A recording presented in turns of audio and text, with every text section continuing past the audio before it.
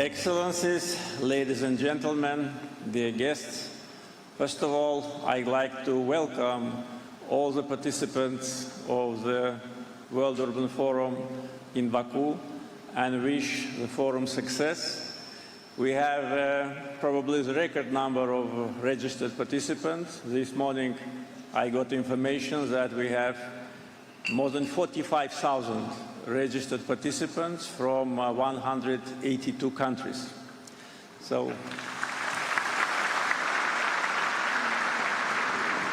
this is the second biggest international event ever held in Azerbaijan after COP29, which was held 1.5 years ago.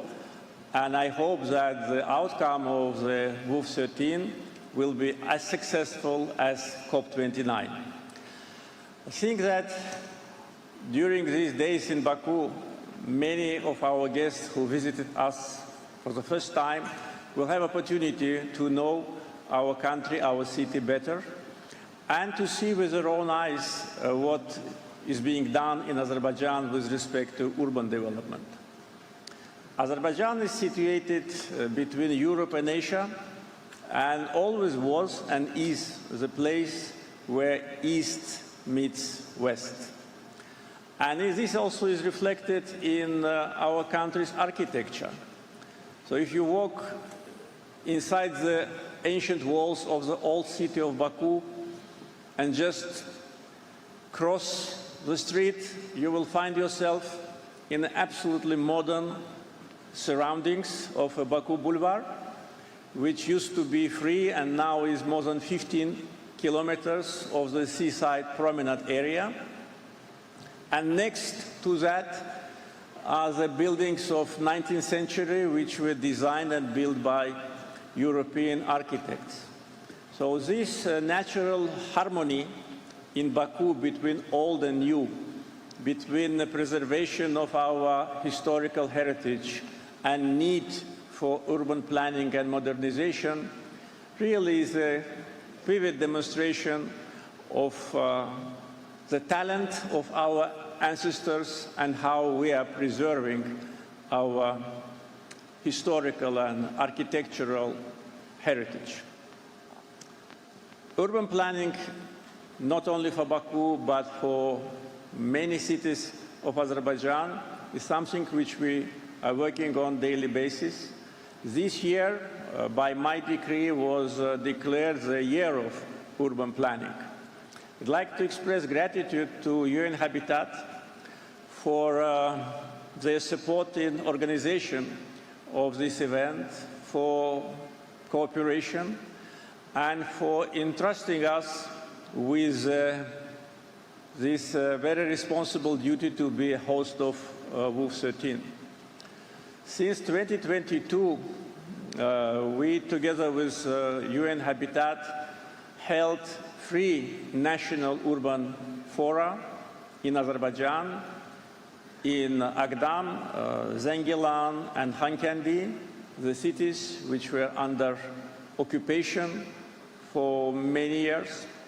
And today, organizing the global gathering, we once again demonstrate our strong commitment to urban planning, urban development, to our agenda to make life of the people better and to provide our population with all necessary means in order to feel themselves comfortably.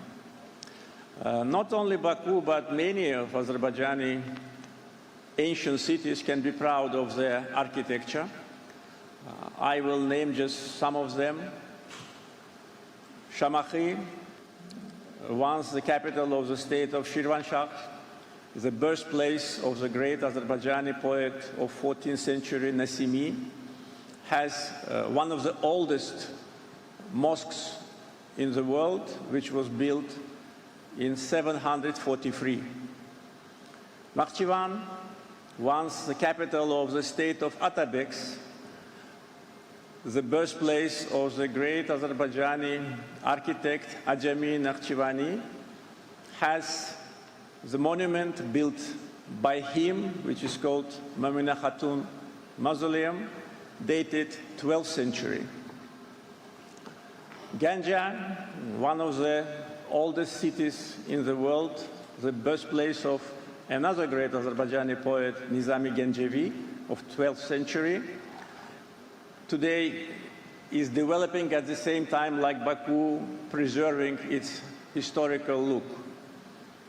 Gabala and Sheki, the capital and one of the main cities of state of Caucasian Albania, have numerous historical monuments, and the church in the village of Kish near Sheki is probably one of the oldest in the world. Another example of the talent of our ancestors is the village of Lahich. 15 centuries ago, when the village was created, the people built the sewage system and water pipeline, which is functional today. The crown of Karabakh, Shusha, which was under occupation for almost 30 years, now is being reconstructed from almost scratch, and its damaged fortress have been restored. All what I mentioned, and of course Baku with its 6th century Maiden Tower, all these monuments not only have been built by our ancestors, not only survived invasions, devastations, destructions, and being rebuilt and restored by different generations of Azerbaijanis, but are also preserved today. And all of those which I mentioned, everyone can go, see, get inside and touch. And I think this is the best indication of our attitude to our historical heritage, to our legacy. We are proud of it, proud of our ancient history, which is reflected not only in our music, poems, but also in architecture. And our duty is to preserve it for the next generations. And the next generation will do the same, I'm sure. And today, with all understanding about the necessity of urban development, especially in the capital cities, we must be brave and cautious. I sometimes compare it with a Formula One race in Baku, which, by the way, is one of the few races which is a city circuit. So the speed on the main speedy street is more than 300 kilometers per hour, and then the pilots have to push the brake and squeeze their bullets into a street with a 7 meters width, just 1 meter next to the ancient. Juste à 1 mètre des anciennes murales, donc ils doivent être audacieux, mais en même temps extrêmement prudents en tant que leaders, ceux qui font les décisions, ceux qui ont un agenda de développement. Nous devons être audacieux dans nos projets de développement,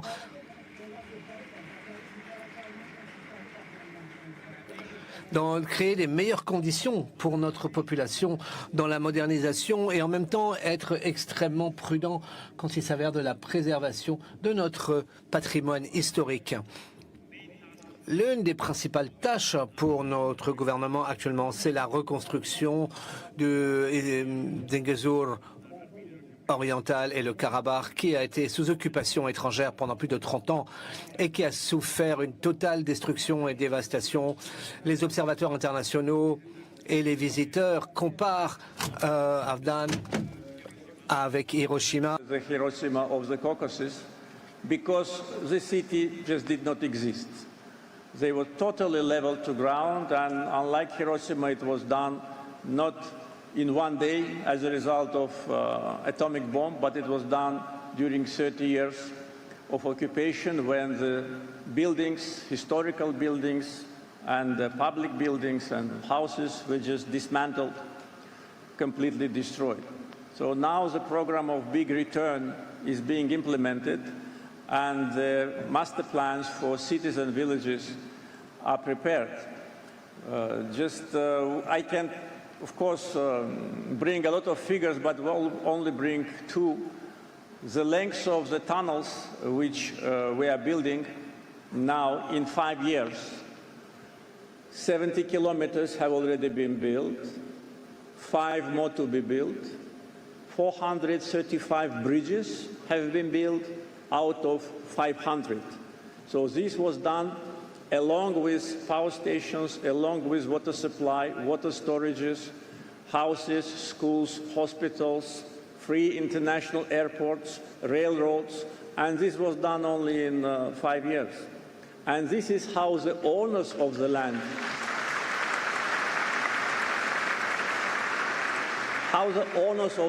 behave, unlike those who come only to demolish, to destroy, and to bring sufferings.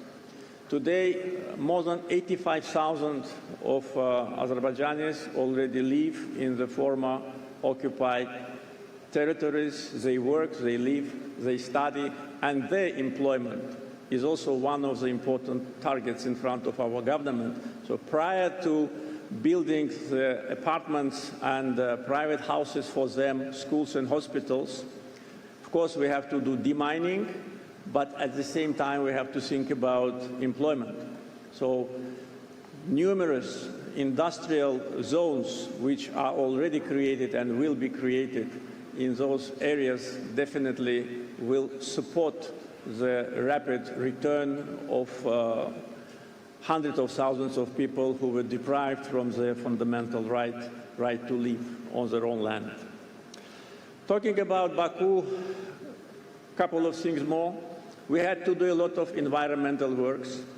Baku was the first city in the world where the oil was produced back in 1846.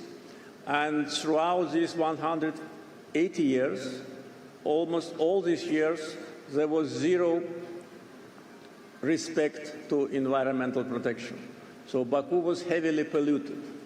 And if I name some parts of Baku, like Black City, Bibibat, Berkshire, maybe for foreigners it doesn't mean anything, but if you have time to visit these places and to have some video footage or pictures how they looked, say 20 years ago, and how they look now, you will see what has been done in order to create environmentally friendly space in Baku.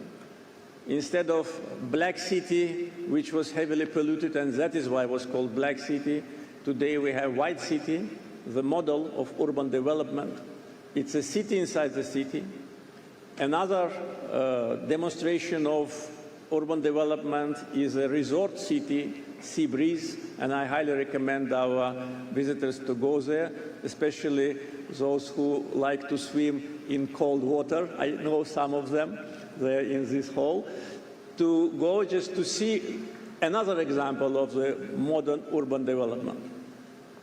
In the last 20 years, we created 100 parks and square gardens in Baku, and 19 have been totally renovated. Environmentally friendly cities with quick access to public transportation, micromobility, underground, modern buses which generate their power from electricity. All that is being done as a whole concept for the capital. And not only capital. As I said, in many parts of Azerbaijan, the urban development goes very rapidly. And definitely this important gathering and expertise of our friends from United Nations and numerous guests who visit us will help all of us to learn more, to learn from each other, to learn positive experience, and also to talk about our mistakes. There have been many mistakes made in the process of development, but I think that period is already in the past.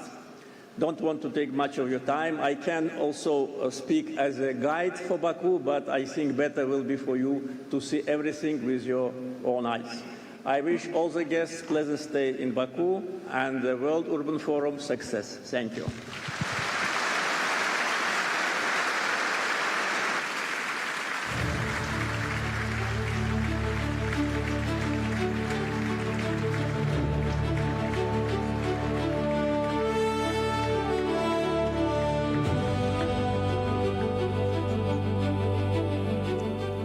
and gentlemen, we will now listen to a statement by video from the Secretary General of the United Nations, His Excellency Mr. Antonio Guterres. I send greetings to the 13th session of the World Urban Forum in Baku. You meet amidst a surge of global crises, including conflicts, mounting energy costs, and the prospect of rising food prices. Today's agenda focuses on a challenge we talk about less often, the global housing crisis. Nearly 3 billion people live in inadequate housing, often in informal settlements and slums. No society is immune, from fast-growing cities in the developing world to advanced economies with high rents and rising homelessness. In my student days, volunteering in some of Lisbon's poorest neighborhoods, I saw how profoundly housing affects people's health, education and future. As Secretary General, I'm proud that the Pact for the Future and the Doha Political Declaration recognize housing as a priority. And I welcome the upcoming 10-year review of the new urban agenda. Now is the time to put housing at the center of sustainable development by expanding access to housing that is adequate, safe and affordable, transforming informal settlements and slums, and addressing inequalities that inflame social tensions. Housing is a human right and fundamental for human dignity. Let this World Urban Forum be a catalyst to make it a shared reality. Together, we can house the world, leaving no one behind. Thank you.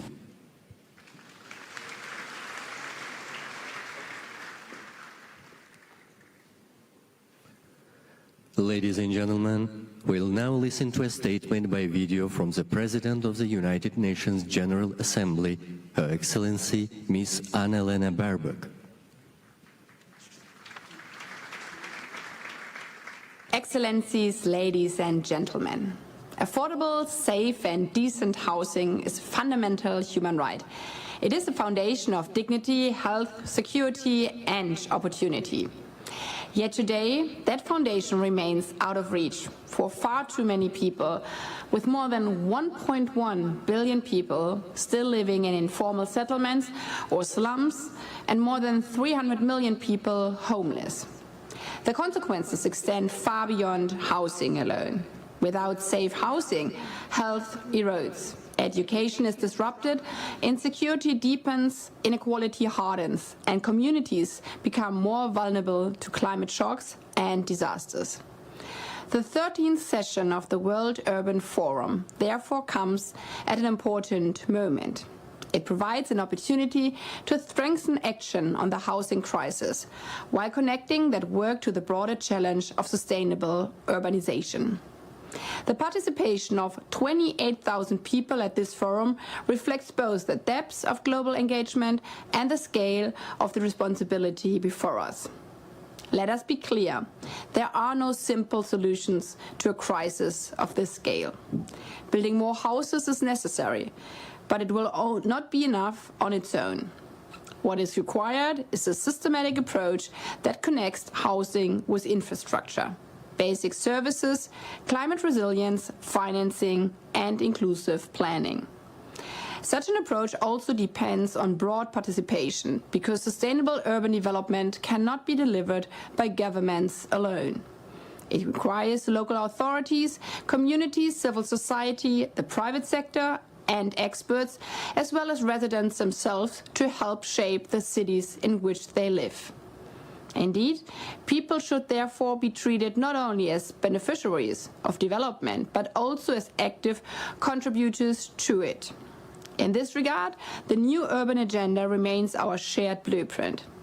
Its emphasis on inclusive, safe, resilient, and sustainable cities is as relevant today as it was when it was adopted 10 years ago.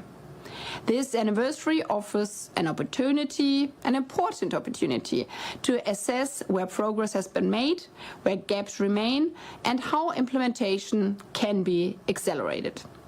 In July, the General Assembly will convene a two-day high-level meeting for the midterm review of the new urban agenda. That meeting will provide an opportunity to renew political commitment and strengthen implementation. I trust that your deliberations at the 13th session of the World Urban Forum will be meaningful, inclusive and practical, and that they will help inform negotiations on the political declaration in New York. I wish you a successful forum and look forward to welcome many of you to New York in July. Thank you.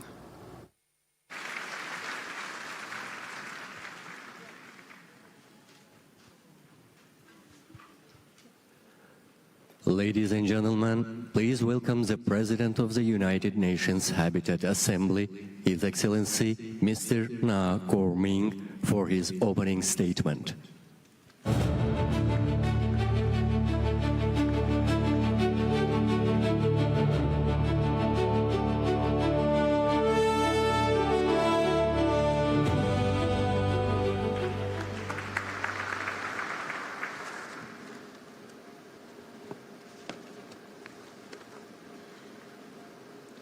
Your Excellency, Ilham Aliyev, President of the Republic of Azerbaijan, Excellencies, Head of State and Government, Madam Executive Director of UN Habitat, Honorable Ministers, it is a profound honor to stand before you in the historic city of Baku, at the crossroads of the ancient Silk Road and the city of the future, with its modern skyline on the Caspian Sea. I wish to extend my heartfelt gratitude to the government and the people of Azerbaijan for their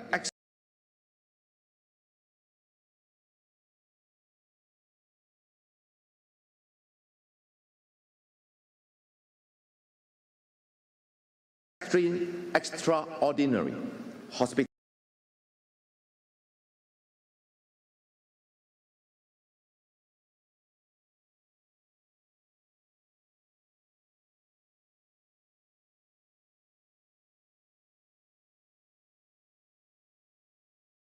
world during this 13th World Urban Forum.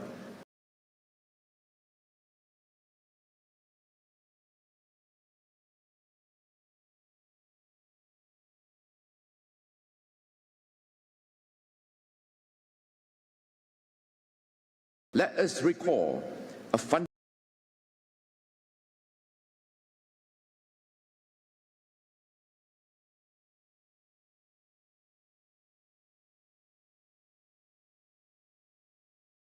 action must be grounded in the real world and in the real economy.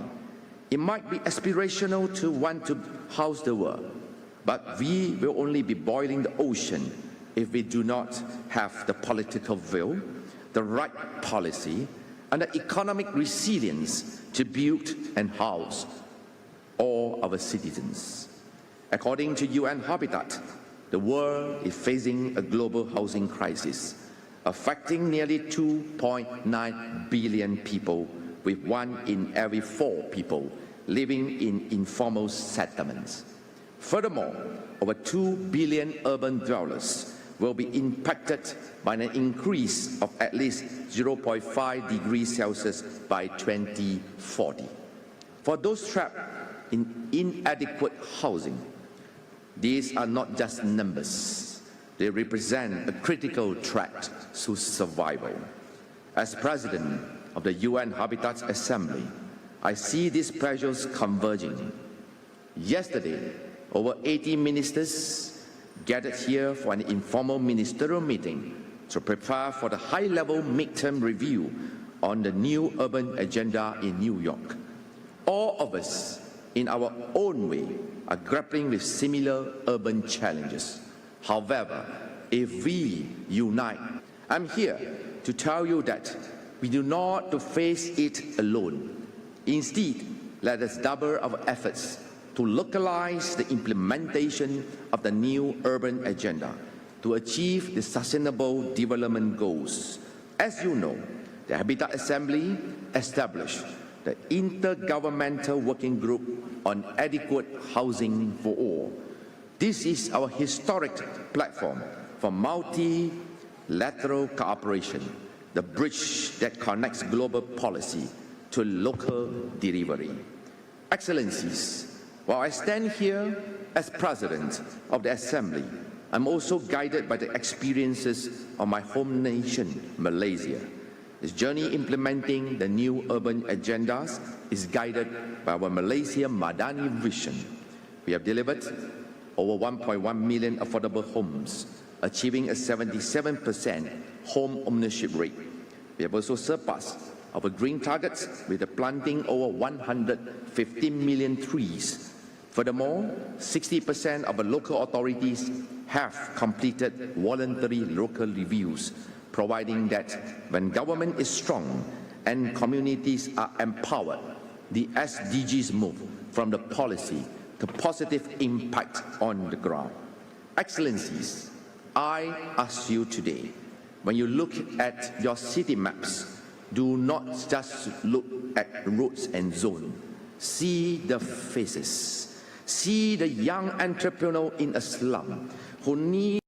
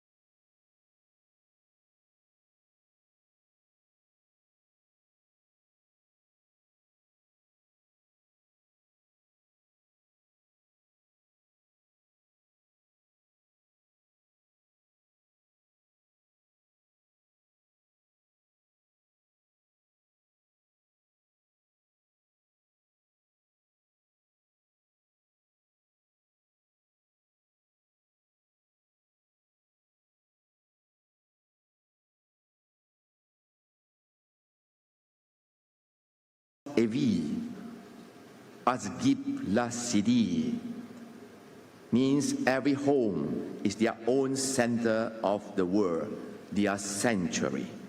When the world feels unstable, when the institutions falter, and when technology transforms our societies, in those moments, remember this: the future does not belong to those who predict it. It belongs to those who built it. And our task this week, to be the builders of an urban future for all. Once again, I'm inspired by the Azerbaijani proverb that resonates deeply with our work. Dama Dama go okla, aha aha sell okla.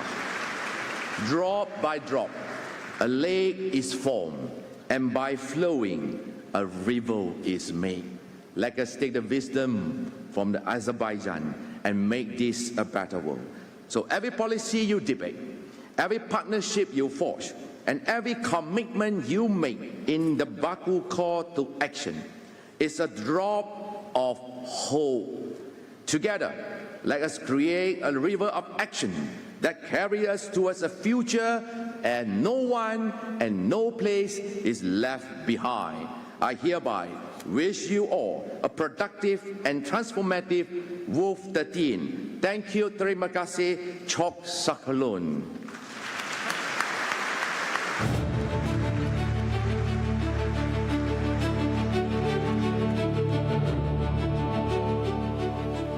Ladies and gentlemen, it's now a pleasure to once again welcome the Executive Director of UN Habitat, Ms. Anna Claudia Rosbach, for her opening statement.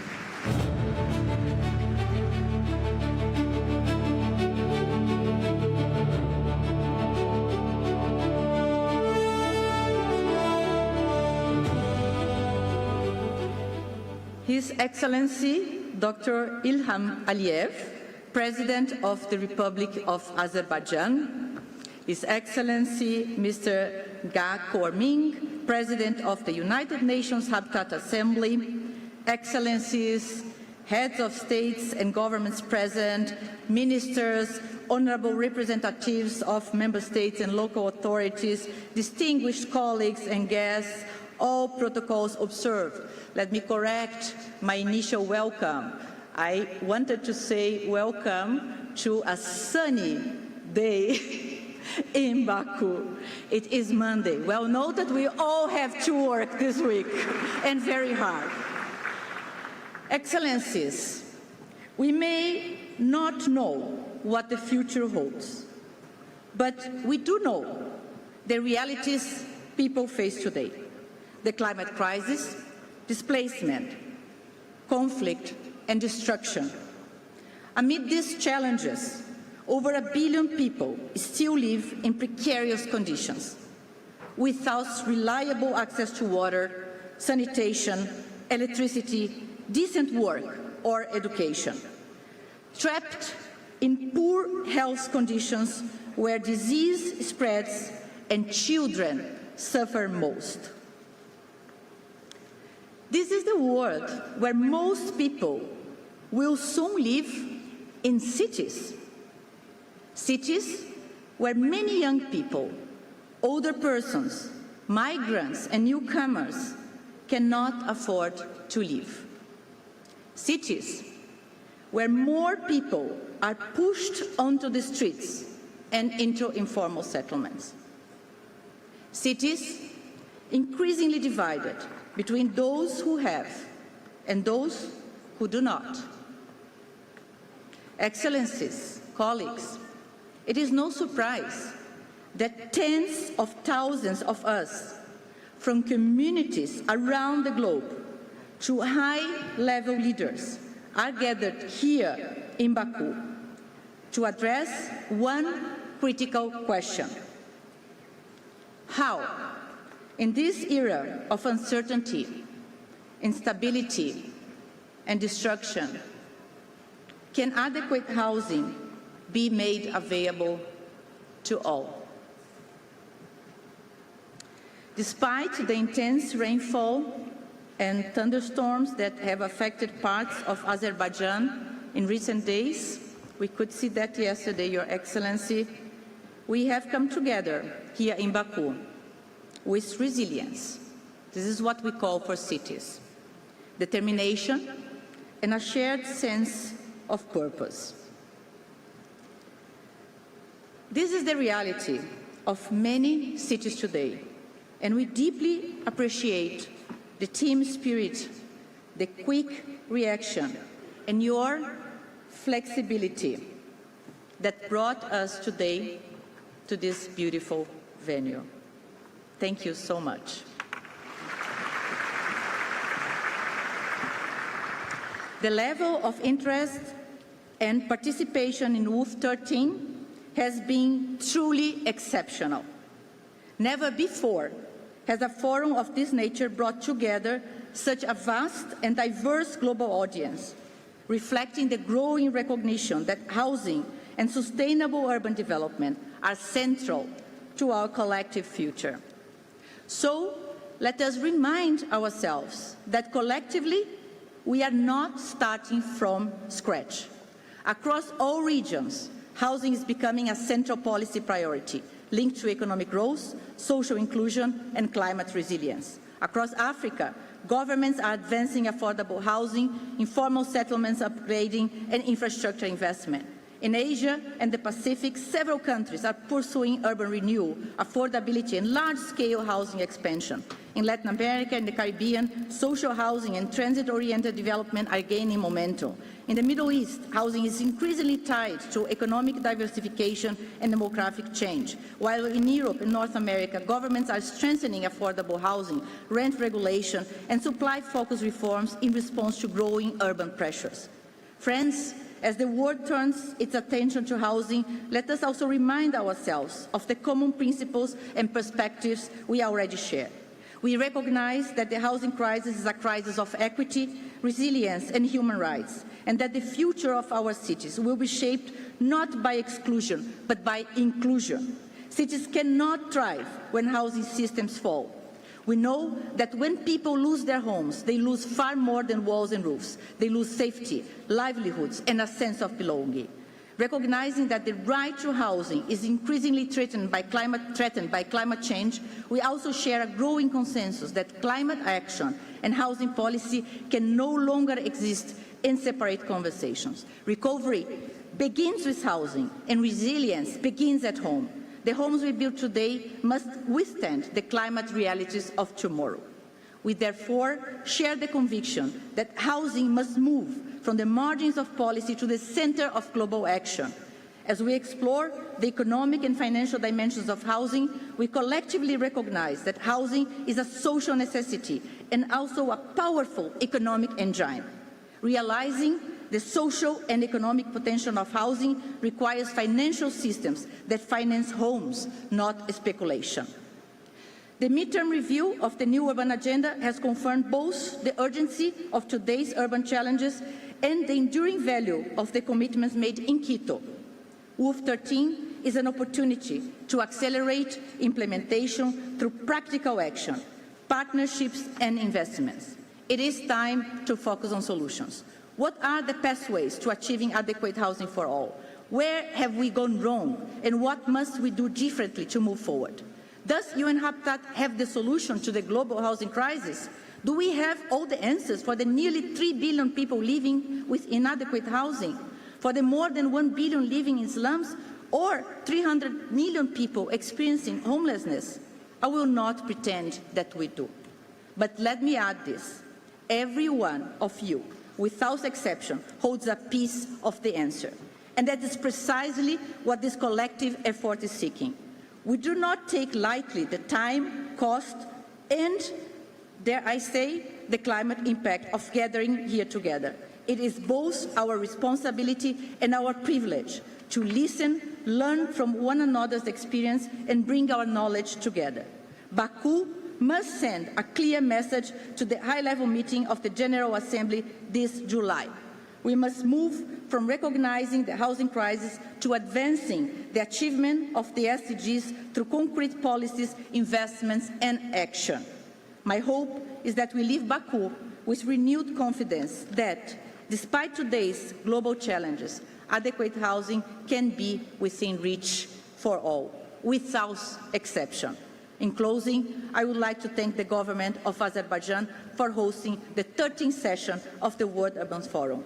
It is now my pleasure to officially declare the session open. Thank you.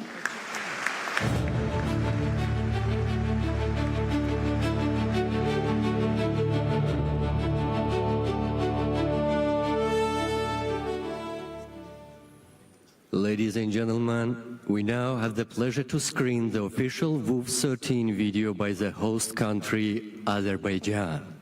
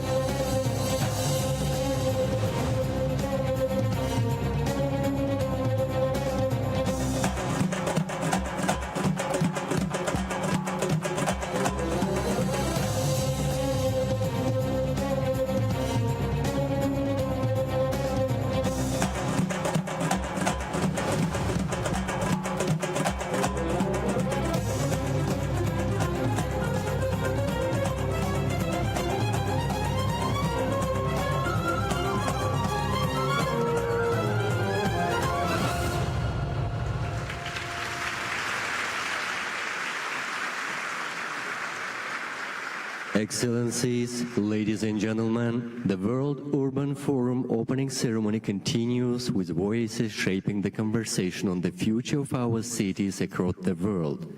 We are pleased to welcome stakeholders from around the world to deliver their statements in 30 minutes.